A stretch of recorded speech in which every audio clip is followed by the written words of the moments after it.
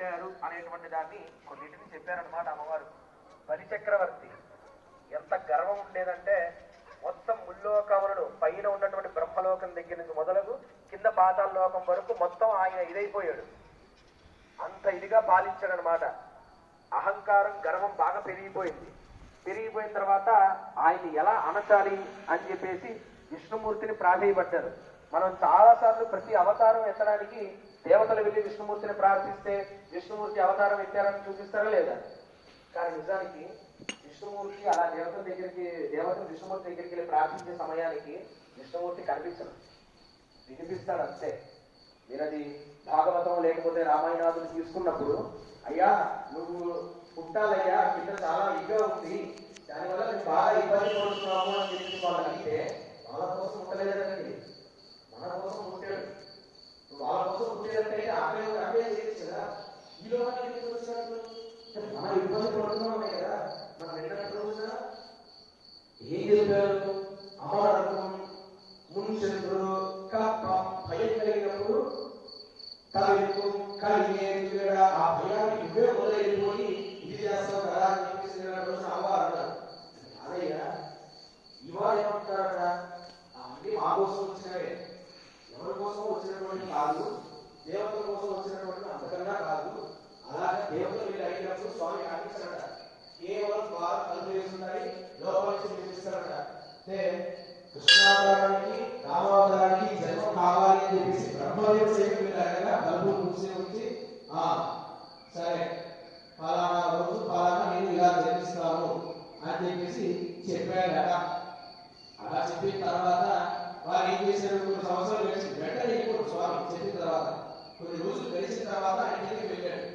వెళ్ళిన తర్వాత ఆయన చేసేటువంటి చేష్టలతో అందరికీ దేవుడు దేవుడు దేవుడు నారాయణ అనేసరికి ఇంద్రుడికి ఇదే అన్నమాట, ఎవరి బాలుడు మాయం చేస్తున్నాడు, వీళ్ళందరేమో దేవుడు అని చెప్పనున్నారు అని చెప్పి ఒక గర్వం అనేటువంటిది పెరిగిపోవడంతో ఏం చేశాడు ఇంద్రుడు? 7 రోజులు వర్షం కురిపించాడు. తెలుసు కదా, 7 రోజులు వర్షం కురిపిస్తే ఆయన ఏం చేశాడు? గోవర్ధన పర్వతం ఎత్తి ఆ వర్షం నుంచి అందరినీ ఇది చేశాడు. మామూలు వర్షం కాదు ఆయన కురిపించింది. ఇప్పుడు ఉత్తగా సరదాగా ఇట్లా కొట్టేవాడికి, కోపంగా ఉండి కొట్టేవాడికి ఎంత దెబ్బ ఇది ఉంటుంది, చాలా గట్టిగా ఉంటుంది కదా. అలాగా ఆయన గర్వంతో అహంకారంతో ఇచ్చినటువంటి వర్షం పూర్తి శక్తిగా పూర్తి దారంలో 7 రోజులు భయంకరమైన వర్షం కురిపిస్తే ఆ 7 రోజులు అలాగే పట్టుకున్నాడు గోవర్ధనగిరి. ఎవరి కోసమయ్యా? మా కోసమే కదయ్యా నువ్వు పట్టుకున్నది, మా కోసమే కదయ్యా వేదానికి కూడా అన్నది రూపాన్ని నువ్వు మా కోసం ఈ రూపం ధరించి అన్ని రోజులు నిలబడి ఉంటావు, ఎప్పుడు కావాలంటే అప్పుడు కనిపిస్తావు, వినిపిస్తావు.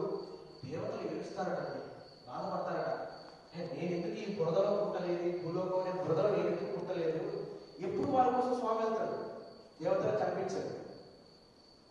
అంతటి గొప్ప ఇది మన కోసం ఇచ్చినటువంటి ఔదార్యం కలిగినటువంటి వాడు కాబట్టి ఇవాళ రోజున అలాంటి జ్ఞానము ఆచార్యుని దగ్గర నుంచి మనం పొందితే తప్ప మనకు ఆయన తెలియదు, ఆయన కనిపించదు. ఇంకొక సన్నివేశం కూడా చెప్పారు అమ్మవారు. బ్రహ్మ వీరందరూ పుట్టించింది నేను, వీరందరూ తలరాత్రులు రాసేది నేను, వీరంతా ఇది చేసేది నేను. అలాంటి నేను ఇక్కడ ఉండగా ఈయనెవరో కింద లోకంలో పుట్టేసరికి ఆయన దేవుడు ఆయన దేవుడు అని చెప్పేసి మొత్తం లోకంతో కీర్తించడం ఏంటి అని చెప్పేసి నిండా 4 ఏళ్ళు కూడా ఉన్నాయో లేవో స్వామికి 5 ఏళ్ళు మనకు తెలియదు. ఇప్పుడు మనకి చేతిలో వెన్న ముద్ద, చెంగుల్లో పూల దండ అని చెప్పేసి అంటారు కదా, అలా ఉన్నారు స్వామి ఆ సమయంలో. బ్రహ్మదేవుడు ఏం చేశాడట అంటే, వీళ్ళందరూ గొల్లవాళ్ళ దగ్గర పుట్టారు కదా స్వామి. పుట్టేసరికి అక్కడ ఉన్నటువంటి గుల్ల పిల్లల్ని, అక్కడ ఉన్నటువంటి ఆవుల్ని, అక్కడ ఉండేటువంటి కొంతనంతటినీ తీసుకెళ్ళిపోయి ఒక పర్వతంలో దాచిపెట్టాట బ్రహ్మ. ఒక సంవత్సరం అయిపోయిన తర్వాత మళ్ళీ వచ్చి బ్రహ్మ చూసేసరికి అక్కడ పిల్లలు అక్కడే ఉన్నారు, అక్కడ ఆవులు అక్కడే ఉన్నాయి. అక్కడి నుంచి ఏ విధంగా బ్రహ్మ తీసాడో మళ్ళీ అక్కడే ఉన్నారు. ఇదే మాయ. ఎలా వచ్చారు, ఎప్పుడు లేచారు? నేను అందరినీ తీసుకెళ్ళి అక్కడ దాచేశాను కదా, మళ్ళీ అందరు నాకు ఇక్కడ కనపడుతున్నారు ఏంటి అని చెప్పేసి బ్రహ్మదేవుడు వెళ్ళి అక్కడ చూశాడు అనమాట. కొండలో చూశాడు, ఎక్కడైతే దాచిపెట్టాడో అక్కడ చూశాడు. అక్కడికి వెళ్ళి చూడగానే అక్కడ ఉండాల్సిన అక్కడే ఆయన దాచిపెట్టాడు అక్కడే ఉన్నాయి. ఆశ్చర్యపోతాడు, ఇదేంటి మాట, నేను అన్ని తీసుకెళ్ళి అక్కడ దాచిపెట్టాను కానీ అక్కడ ఉండాల్సినంత వాళ్ళు అక్కడే ఉంటే అక్కడ ఆనందం అక్కడే ఉంది. ఇంత ముందర ఏదైతే ఆనందం పొందారో వాళ్ళకు, అంటే నా కొడుకు వల్ల ఏదైతే వాళ్ళ ఆనందం పొందారో అంతకి రెట్టింపు ఆనందం పొందారు వాళ్ళ అంత తల్లిదండ్రులు. ఎందుకు? అక్కడ ఉన్నది కృష్ణుడే. ప్రతి రూపంలో బ్రహ్మదేవుడు వచ్చి చూసేసరికి అక్కడ తీసుకున్నటువంటి ఆవుల్లో, అక్కడ తిరిగేటువంటి పిల్లలు, అక్కడ ఏవేవైతే కొండలో దాచిపెట్టాడో అక్కడ ఉన్న ప్రతి రూపంలో కృష్ణుడే. ఆయన యొక్క శక్తిని అన్ని విధాలుగా మార్చి అంతమందిగా చేసి మళ్ళీ అందరినీ అందరికి ఇచ్చేశాడు. బ్రహ్మకే సృష్టిని ఇచ్చినటువంటి వాడు ఆయన సృష్టించలేదా? నాశనం చేయగలిగిన శక్తి మనకు ఉన్నప్పుడు సృష్టించే శక్తి ఆయనకి లేదా? అవునా కదా? అంతటి గొప్పవాడు కాబట్టి ఆయన అహంకారాన్ని తెలుసుకొని, ఆయన ఎందుకు తెలుసుకోలేకపోయానయ్యా నా అజ్ఞానంతో. నువ్వు నారాయణుడి అనేటువంటి అందరూ అనుకుంటే నేను ఏదో అనుకున్నాను.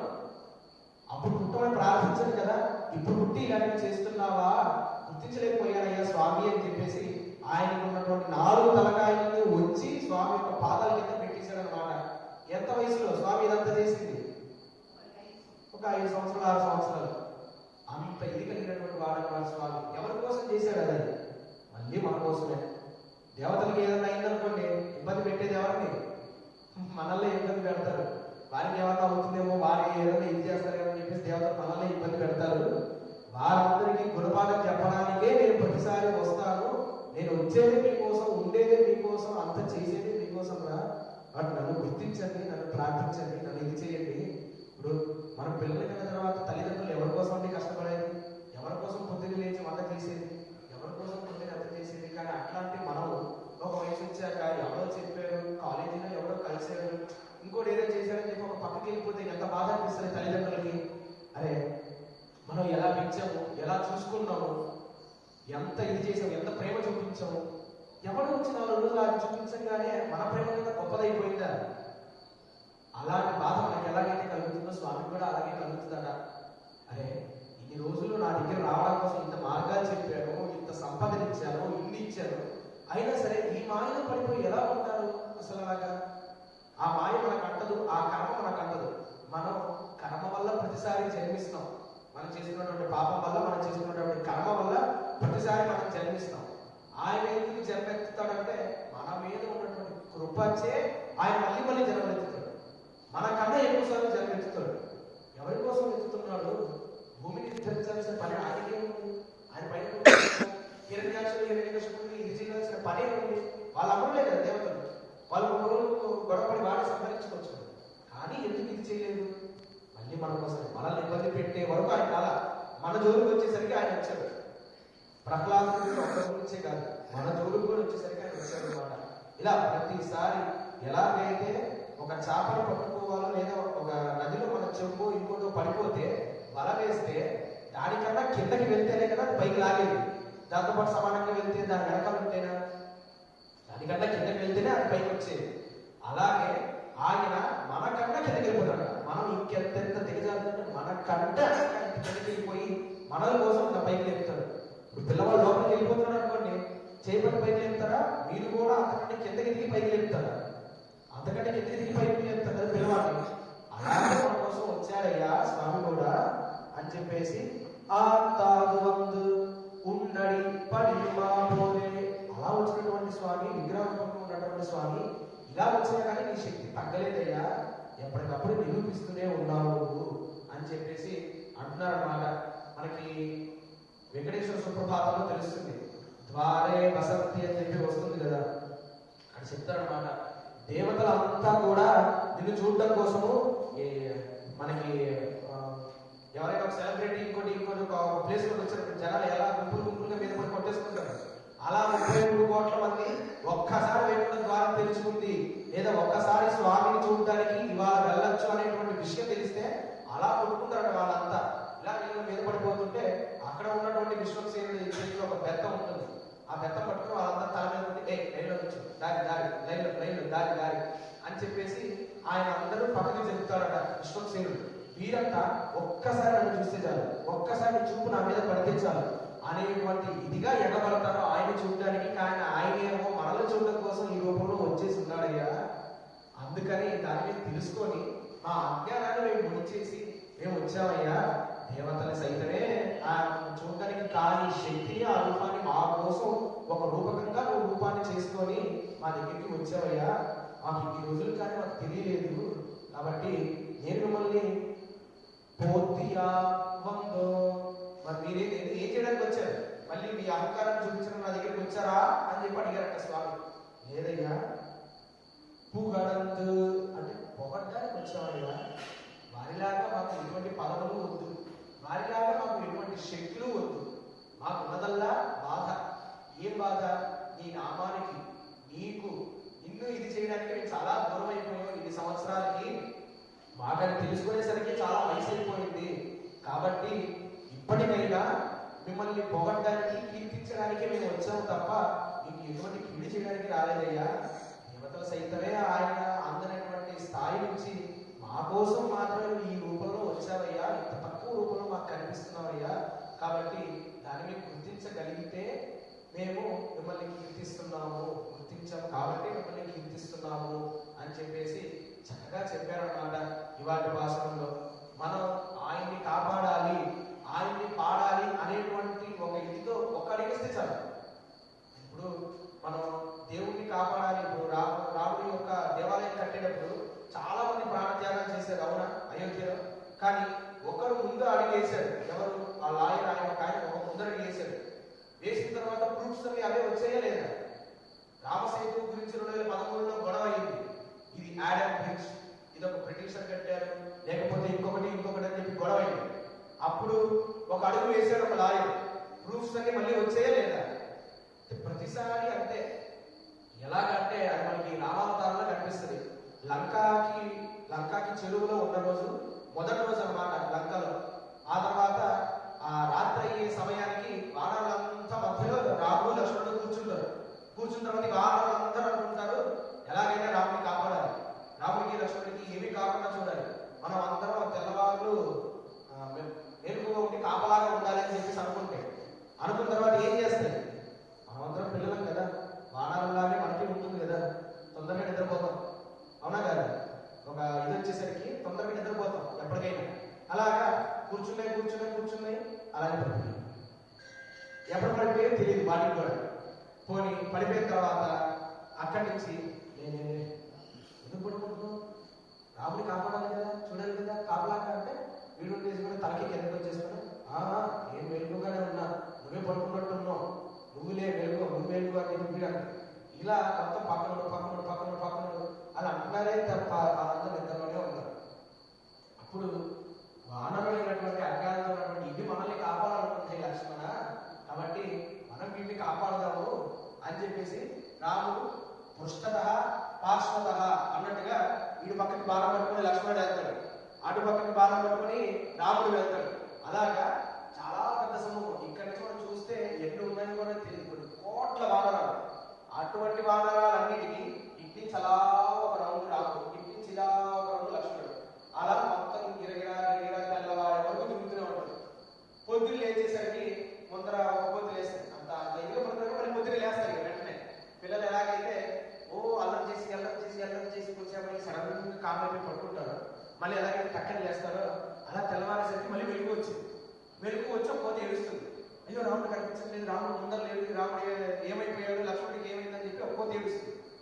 ఏడుస్తూ ఉండగా ఇంకో కోతి ఏడుస్తుంది, దాన్ని చూస్తుంది, ఇంకో కోతి దాన్ని చూసి ఏడుస్తుంది, ఇంకో కోతి దాన్ని చూసి ఏడుస్తుంది. ఎందుకు ఏడుస్తే వీళ్ళకి వెనకాల ఉన్నటువంటి అవి ఏడుస్తున్నాయి, ఇవి ఏడుస్తాయి. అలా నెమ్మది కొంతసేపు అయ్యేసరికి మొత్తం కోట్ల వాడాలన్నీ ఏడ్చేసరికి రాముడికి లక్ష్మణుడికి ఏం అర్థం కాదు. చెల్లుమంటుంది, ఒక్కసారి భయపడతాం. అయితే ఇప్పటిదాకా బాగానే ఉంటుంది, సడన్ గా ఈ అరుపేంటి ఏడుపు ఏంటి ఏమని మొదలెడతారు. ఇటు నుంచి రాముడు లక్ష్మణుడు మొదలెడతారు. ఏమైంది ఎందుకు ఏడుస్తారు? ముందర వాడిని చూపిస్తుంది, ఏడుస్తుంది. మళ్ళీ నాకేం తెలియదు ఏడుస్తూ ముందర చూపిస్తుంది. అలా అక్కడి నుంచి రాముడు లక్ష్మణుడు మధ్యలోకి వచ్చేసి మళ్ళీ నుంచుంటారు. నుంచిన తర్వాత ముందర ఉన్నటువంటి కోతులు లేపి ఏమైంది అంటే రాముడు లేదు, ఏదో అయిపోయింది, లక్ష్మణుడు లేదు. వెనకాల ఉన్నటువంటి వాళ్ళకి ఏం జరిగిందో తెలియదు, అవి ఏడుస్తున్నాయి తప్ప రాముడు లేదని చెప్పేసి అనేసరికి లక్ష్మణుడు కళ్ళు తుడుచుకు ఒకసారి చూడడు, కళ్ళు తుడుచుకుని చూసేసరికి అక్కడే ఉంటాడు రాముడు. ఏమైపోయారా అని చెప్పి చూస్తే అప్పుడు సుగ్రీవుడు మిగతా చెప్తారనమాట, మీరు అందరూ చేస్తారని చెప్పేసి మీరందరూ పడుకున్నారు, ఎవరంటే రాముడు లక్ష్మణుడు మిమ్మల్ని కాపాడారు చుట్టూ తిరిగి అని చెప్పేసి చెప్తారన్నమాట పెద్దలు. కాబట్టి మనం ఒక అడుగు వేస్తే చాలు ఆయన్ని కాపాడాలి అని చెప్పేసి, ఆయన 2 అడుగులు వేస్తారన్నమాట, మన కోసం ఆయన వస్తాడు. అని కాపాడడం అంటే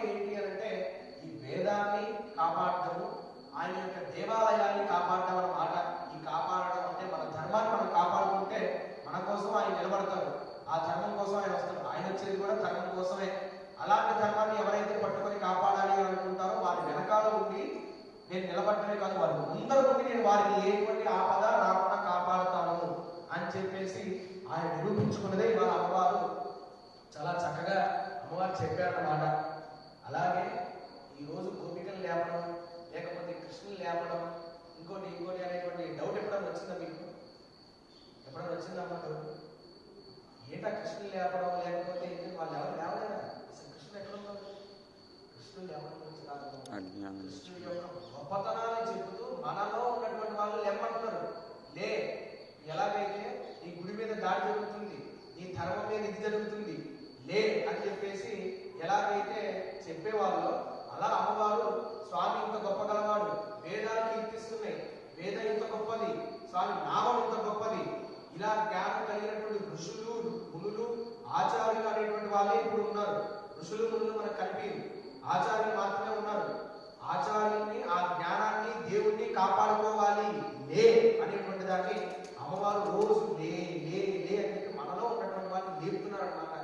ఇదే ఆ రోజు లేపో ఉండేటువంటి కార్యక్రమం. అదే మనం లేచే ఉన్నాం అనుకోండి, ఎంతమంది వచ్చి మనం దాంట్లో దాడి చేసేవారా? మనం లేచే ఉన్నాం అనుకోండి, మన వేద సంపదను దోచుకెళ్ళిపోయే వాళ్ళ, మన మీద దెబ్బతీయాలి అని చెప్పేసి అనుకున్నప్పుడు డైరెక్ట్ గా దెబ్బతీసే అంత శక్తి మన వాళ్ళ దగ్గర లేక మన జ్ఞానాన్ని తీసుకెళ్ళిపోయారు. ఆ తర్వాత వాళ్ళు దాన్ని ఇది చేసుకొని మేమే జ్ఞానం, లేదా మేము గ్రావిటీని కనిపెట్టాం, లేదా మేము ఫ్లైట్ కనిపెట్టాం అన్నారు. రైట్ బ్రదర్స్ ఫలానా వాళ్ళు మేము ఫ్లైట్ కనిపెట్టాం. అంత ముందర లేదా రామాయణ కాలంలో ఫ్లైట్ మనకి ఎటువంటి ఫ్లైట్? ఏఐ. ఇప్పుడు ఏదైతే ఏఐ ఉందో అదే ఏఐ అప్పుడు ఉంది.